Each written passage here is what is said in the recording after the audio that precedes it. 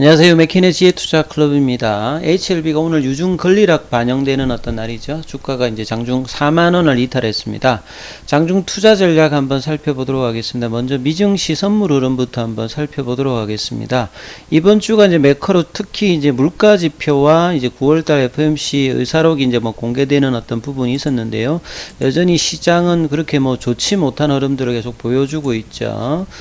지금 나스닥 선물 같은 경우는 그럼에도 불구하고 어제와 좀 비슷해요. 이 장중에는 지금 우리 시장 중에는 0.23% 플러스권, 다우 선물 같은 경우 0.16, S&P 같은 0.29, 이 중소형주 중심의 러셀 2000 같은 경우 0.37%, 유가는 조금 이제 소폭 올랐고 금값도 좀 오르면서 어제도 이제 미증시가 초반에는 좀 상승을 했어요. 다우지수하고 이제 나스닥 같은 경우 흐름 가다가 옷장 가면서 또 이제 바뀌는 흐름이었고, 이 연준의 이제 제롬 파월 연준 의장과 라이얼 블라이너드 연준 이사라든지 기타 이제 연준의 이사들과 지역의 어느 총재들이 이렇게 워싱턴에서 모임하는 어떤 부분인데요. 이번에 의사록에서 가장 중요했던 게 부분입니다. 이 cost of the doing too little outweighed cost of doing too much. 그러니까 지금 가감하게 연준이 이제 긴축을 하는 것이 장기적으로 물가를 못 잡아가지고 나중에 이제 경기 침체가 진짜 심각해져 버리면 더 큰 비용을 하기 때문에 연준의 어떤 긴축에 대해서 이런 어떤 이야기들이 오고 갔다. 이렇게 지금 보는 부분이죠. 그리고 이제 소비자 물가 지수 리포트를 기다리면서 이제 생산자 물가 지수가 이제 좀 나왔습니다만 이 부분도 좀 한번 살펴보면요.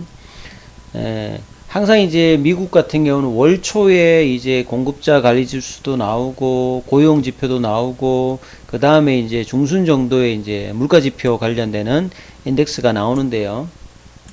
중요한 거는 이제 공급자 이 생산자 물가 지수보다는 소비자 물가 지수인데요. 결국 이제 생산자 물가 지수가 높아지게 되면 이제 사후적으로는 이제 소비자 물가 지수도 올라가는 거죠.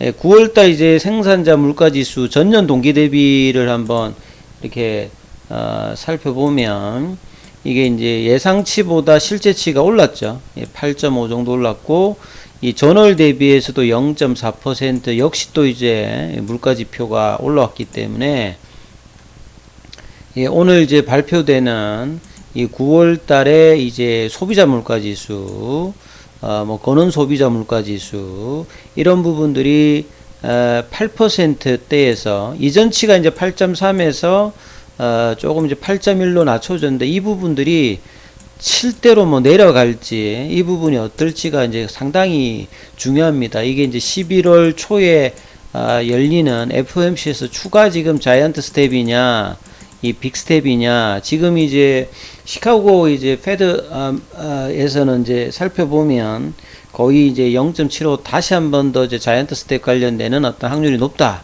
이렇게 나오면서 이 부분들이 이제 주가에 계속 이제 악영향을 미치고 있는 상황이죠.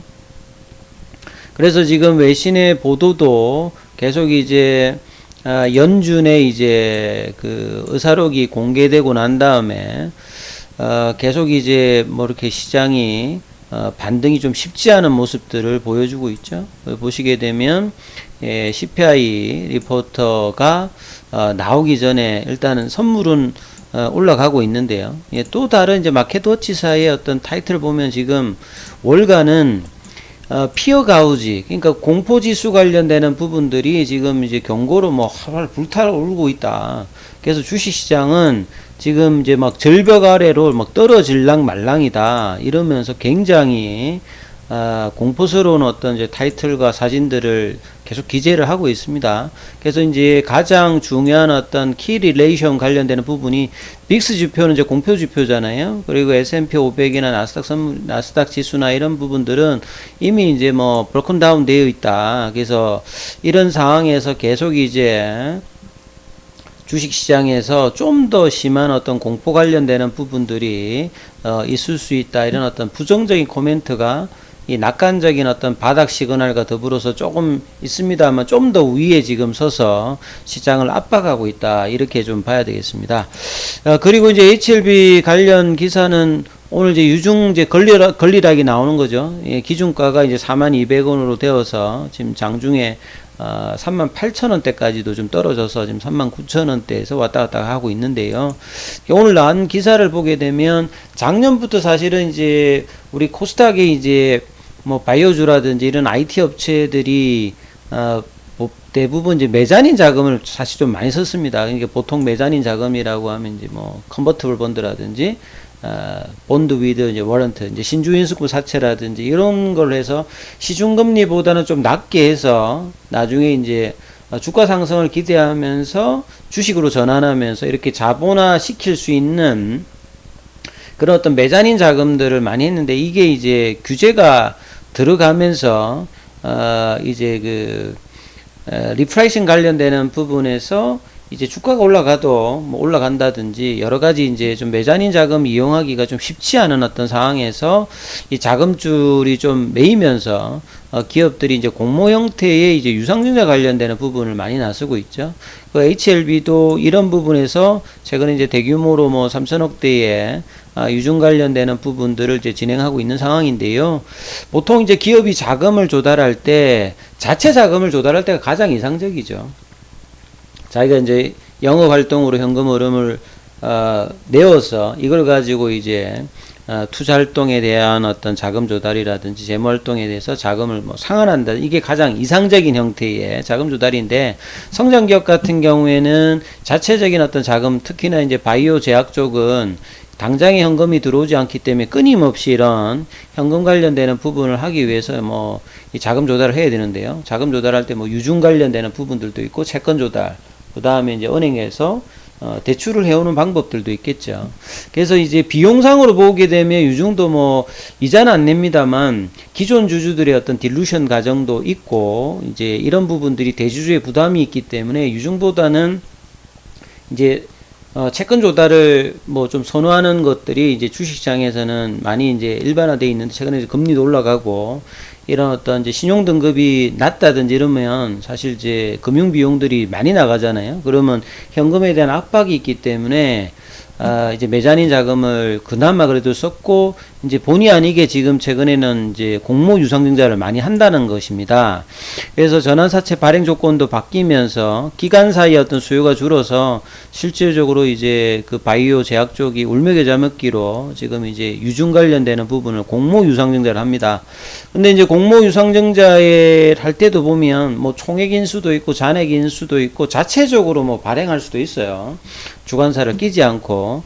근데 이제 이런 이제 실권 수수료율이 HLB 같은 경우는 높아갖고 이번에 이제 하는 것들이 이제 총액 인수다. 총액 인수는 이제 주관사가 중간에 끼어서 먼저 이제 받아서 이렇게 배분을 하는 형태이기 때문에 주관사의 이제 부담이 좀 커지죠. 그러다 보니까 이제 인수 수수료가 높아가는 어떤 형태의 유중을 이야기를 하는 거죠. 그래서 발행사가 이제 주관사의 위험 부담을 감안해서 이 발행 금액에 따라서 일정 수준의 이제 수수료를 이제 지급을 하는데요.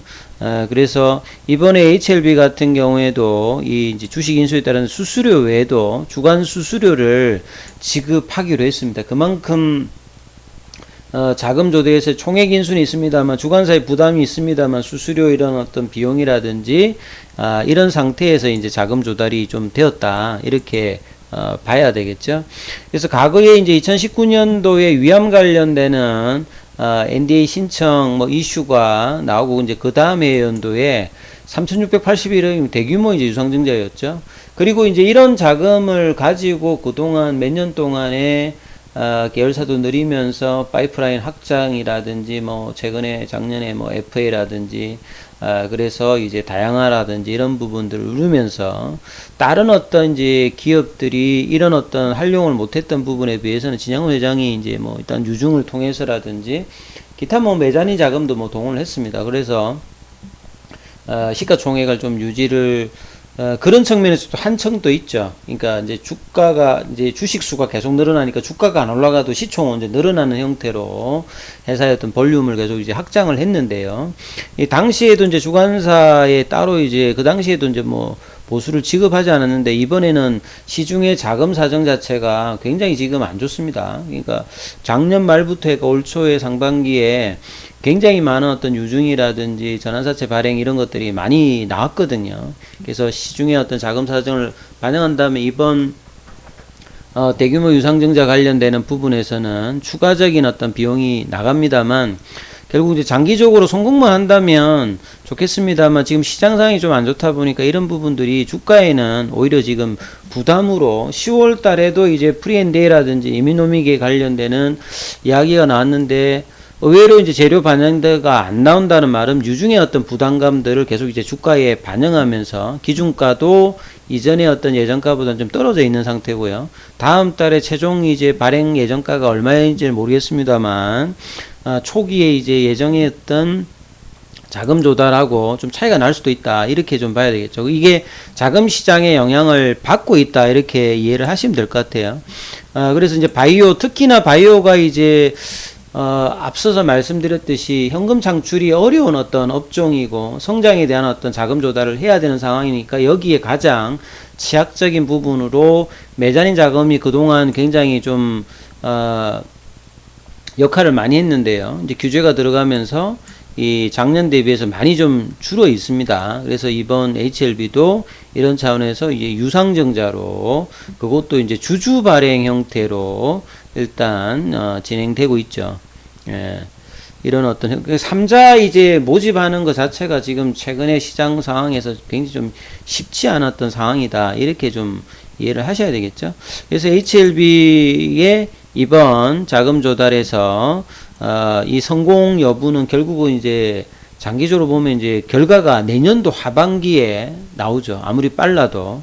그래서 그때의 어떤 결과의 어떤 기대감들이 높아질수록 유종에 대한 어떤 부담감이라든지 주가의 어떤 흐름이 안정화될 수 있겠습니다만 지금은 시장이 원체 지금 안 좋으니까 이런 부담 부분이 오히려 이제 좀 시장에는 부담으로 조금 다가가는 어떤 주가 흐름을 나오고 있죠. 그래서 오전장에 38,500원까지 밀렸다가 지금 오히려 이제 4만원대 가격 자체가 이제 저항으로 인식되는 어떤 가격 흐름까지 지금 내려와 있습니다. 그래서 오늘 더 빠지게 되면 이제 이 흐름들이 제가 내려갈 것이다 라고 했는데 지금 파라볼릭자는 지금 매도 시그널로 바뀌었어요.